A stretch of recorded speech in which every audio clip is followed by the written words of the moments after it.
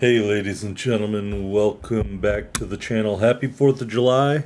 This video is a little late because I'm recording it in the morning of the 4th of July.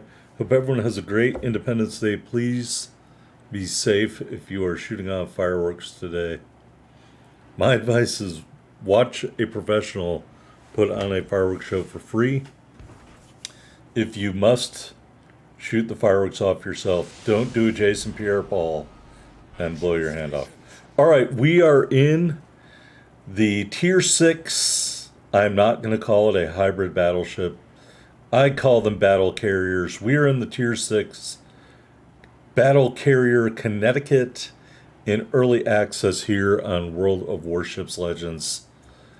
And I want to say prior to this match, my best match in the Connecticut was 145k damage, where I threw the game in the last minute because I'm an idiot and I do idiotic things that don't follow my own advice. I will not make that same mistake here because this match ends pretty much the exact same way that that match was going to end until I screwed it up. All right, so we're moving out. The Connecticut looks horrible. It's got like a diving board off to the left side of the flight deck. And in front of the flight deck, it is a battleship. I guess those are supposed to be Florida type turrets. Essentially, the battle carrier is the mullet of ships in World of Warships Legends. Anyway, that was a quick peek at the teams. We're top tier. And this is how you shoot the airstrike. As someone who does not own Day 7 Provincienne, I had no idea how to make this work. And actually, believe it or not, in the 145k damage game, I was not doing airstrikes like I'm doing right now on the screen because I didn't know how they worked. I was just using the right stick only and doing it from this view off of the deck of my ship. So it is a wonder that I got that much damage. But I can tell you these battle carriers are very overpowered. Very overpowered. I've already seen some insane damage games from Spartan Elite and PG Rapids. So these things are a threat. In my opinion, they are the most dangerous ship on the board in terms of raw damage. Meaning, if you have a choice to torp or kill a ship, you should default to the battle carrier. If you are a battleship, a battle carrier should be your number one target. If you are a destroyer, a battle carrier should be your number one target.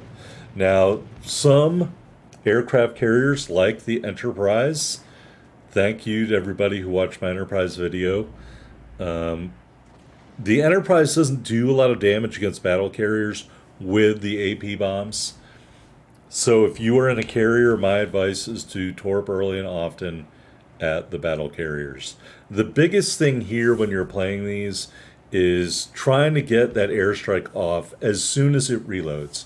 And when your airstrike reloads, you'll know because it'll show a little graphic of airplanes leaving the flight deck of your battle carrier. That's letting you know that the airstrike is ready. Now here we're in the overhead view, so I know when it's ready because it goes from orange to white, which means it's ready to fire. Here I'm trying to line up the torps for a ship over there, but it's not being spotted by anybody because there's no one spotting over there. The destroyer ran to the back of the map and it's not doing his job. So, I mean, that's something you're going to have to get used to in today's game. A lot of destroyer players have no idea what they're doing. So you're just going to have to deal with that. Find another target. And so we do find another target here. You've got to lead these torpedoes a lot. There are many times I thought a good torpedo strike lined up and the enemy ship just drove away from the torpedoes before they even got there. So keep that in mind. There is the drop, and I believe that drop is just going to go harmlessly behind the ship. So keep that in mind, that you really have to lead those torpedoes a lot or find a compliant ship that is not doing a lot of stuff so you can kill them. By doing a lot of stuff, I mean not maneuvering, not actively maneuvering, or stuck against a rock or an island. You know, hopefully those are the things you get when you're looking. All right, really quickly, this ship does not exist in WoW's PC. I see some notes from a couple years ago about a tier 10 battleship named Connecticut that had 4 turrets that were, what are the turrets? I'm looking at the armor protection, 457 millimeter guns. So obviously that Connecticut is not this Connecticut. This Connecticut did exist on, this ship, not named Connecticut, did exist on paper. It was part of a end of World War II design, 1945, 1944, by a private shipbuilding company named Gibbs and Cox, who also designed a similar ship for Russia. So we'll probably be seeing that at some point in this game. Just quoting from secretprojects.co.uk, a post by Tizzoli, who creates a lot of drawings of ships. Historical document. Isn't that... Oh, hey, we got a kill. All right. I think I just kill pinched the enemy Connecticut over there. Historical documents always makes me think of Galaxy Quest. All right, historical documents between Ernest King and James Forrestal, who's the Secretary of the Navy, mentioned a 60,000-ton battleship design offered by Gibbs and Cox for the Navy. And Gibbs and Cox offered at least 4 battleship or hybrid battleship or battle carriers, as I call them, to the Soviet Union prior to World War II. And there's actually a conversation I read online somewhere of this big meeting with Forrestal and King and Carl Vinson and a couple other people discussing this project. And the main concern at their time was that the ship was rather ungainly, and they were not sure how easy it would be to service it, because they would need a very big and very deep water port, and they didn't have a lot of those available. So I think it was not built because of money. Here we're going to take out a Benson trying to come in and get the kill there. He is rejected. That is kill number 2. We're going to try to get this drop off, and I don't think it's going to do anything. A, because the Dallas gets killed before those plates get there, but B, and more importantly, I don't think you can insta-drop the torps right on the target. So anyway, this ship was never built. It was discussed. How serious the discussion was, I'm not totally sure.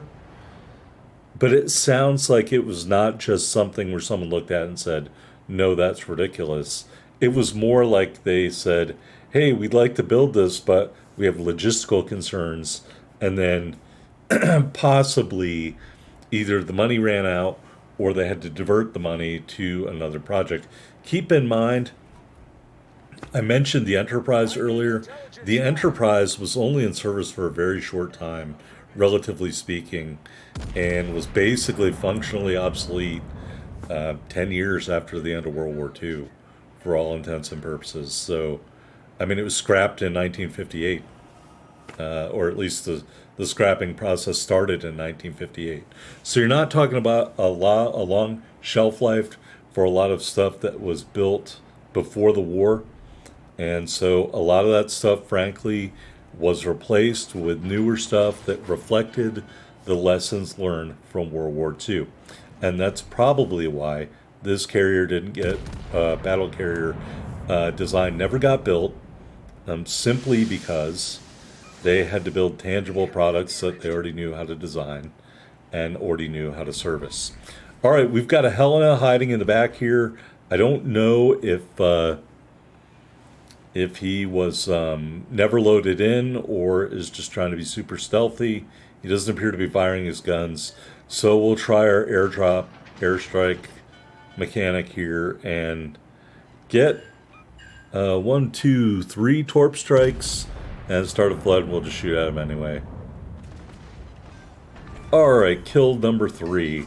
All right, looking up at the scoreboard, we've got a hundred and I don't know, 170 point lead in points around there. We've got 2 of the 3 caps. We have a 1 ship lead. And I'm going to go around the outside here of the island. Again, I complained about destroyers not spotting in the beginning of the match, and they're still not spotting at this point in the match. And they probably will start spotting sooner or later, not because they tried to spot, but because the enemy got too close to them and spotted them instead.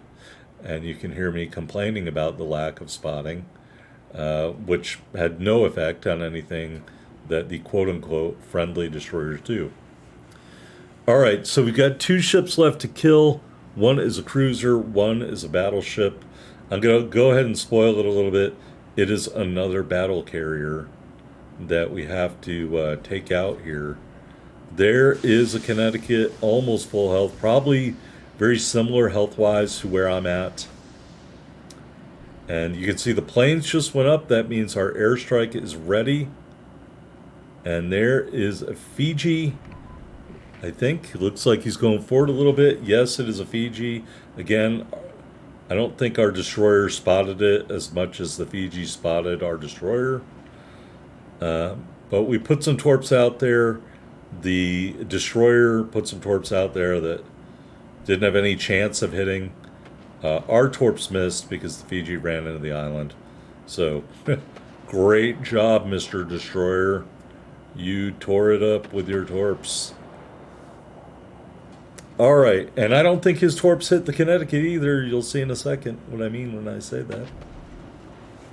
So we are kind of meandering. There is the Connecticut, still at the same level of health he was when I first spotted him. So yes, that destroyer's torpedoes were an absolute whiff.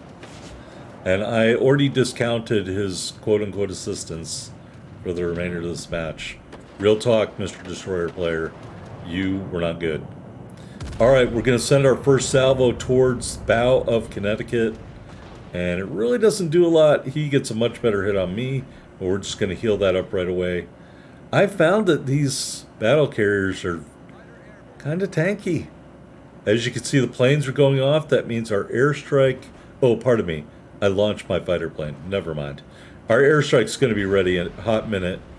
And those planes are going to take off any minute now. There they go. Airstrike is ready. We are going to send our torps towards the Connecticut. We anticipated torps from the Fiji and slowed down. Now we're going to speed back up. This Fiji is a dead ship floating. We line them up. We knock them out. Citadel hit. Kill number 4. We're officially on the hunt for a Kraken. So I said in my high damage game, I made the mistake of avoiding the last ship that I could have rammed and won the game. This time, I am not going to make that mistake. We are going to ram the enemy Connecticut to finish it off. And there is the high caliber metal, and here is the Kraken Unleashed. So yeah, they're entertaining to play. They're OP, and they're everywhere in the game at this moment. Here on the victory screen, high caliber metal, Kraken Unleashed metal, 123,111 silver total damage. Pardon me. 6 torpedo strikes. We had 5 kills, Citadel hit, 8 cap defended flags, and an assisted base cap. We ended up with 381,821 silver, over 9,000 ship XP, over 9,400 commander XP in Connecticut. I'm using George Dewey. I've heard people say AL New Jersey is great. I've played a couple matches post with AL New Jersey. All right, 2 medals, 5 big kills, 2961 base XP, leading the way for our team. And of course, I prevented the Fiji from getting a Kraken while Krakening myself, and that is the best. That's one of my favorite things to do in this game.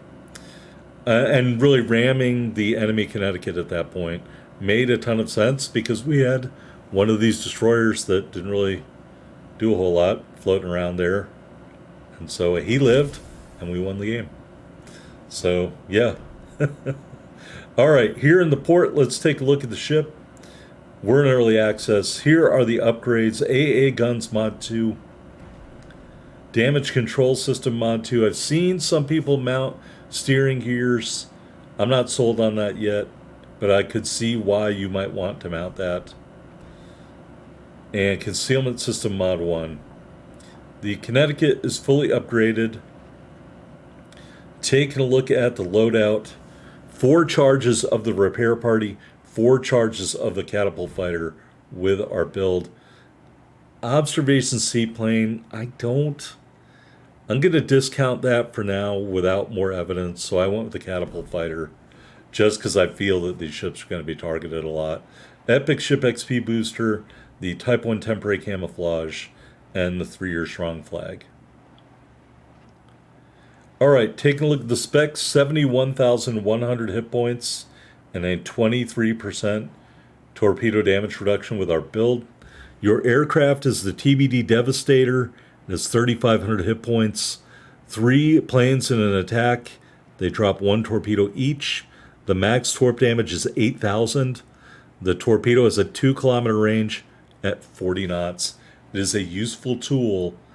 I think you will be well served to send those out every time you can if you have a good target.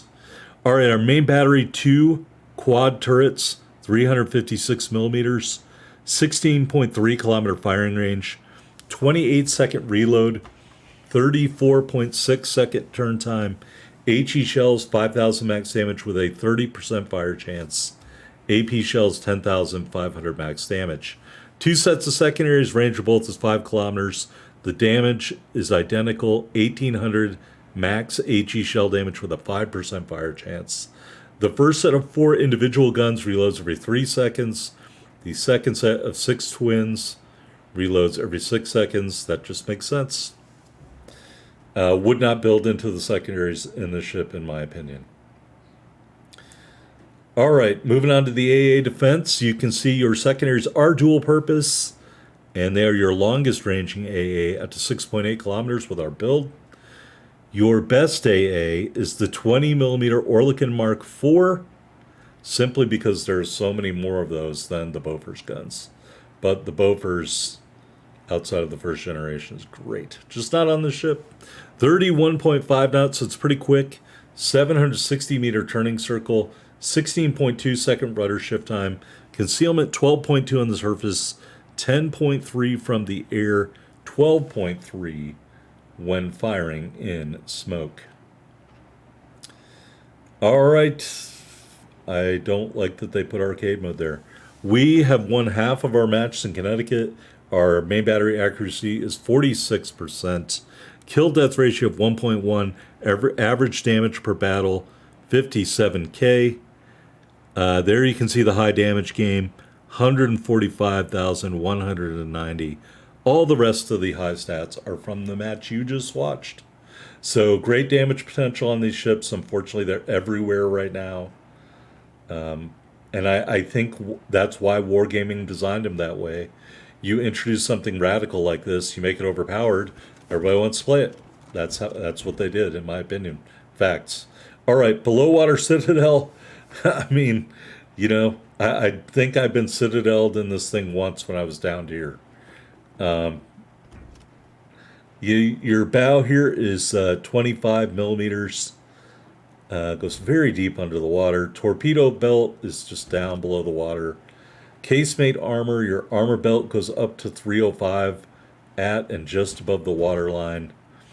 Turrets and barbettes have a great armor profile. Turret faces are sloped. Barbettes and turret faces are heavily armored. That being said, I have had the front turret knocked out before in this ship. And then there's your flight deck, which is 32 millimeters, which should ward off those Enterprise AP bombs. All right, so I mean, what can I say? You introduce a wacky ship, you make it overpowered, everybody plays it, everybody loves it, profit. That's what Wargaming is doing with these things. In my opinion, they're super OP. All right, here's our commander, George Dewey. 6 cents, increase our torpedo detectability range. Again, I've had better matches with him than AL New Jersey. Ernest King and Cunningham is my inspirations. In row 1, I went with no fly zone. In row 2, possibly wasted on this build is crisscross. I think if I had to choose between the other two, before it's too late would build into the base trait, so that's very tempting. That being said, I think Look at Me Now might be a better choice, a little more stealth. But we have crisscross in that match. Velocious for our speed. And reaching out XXL, in row 3, you could also choose that torpedo skill there as an option. And I have fully packed as our legendary skill. So, yeah, I mean, these ships are really strong. And I think they're doing that to speed the adoption of the ship. Anyway, that's the Connecticut, my home state, which I've never lived in for a very long time. Hope you enjoyed the video. See you next time.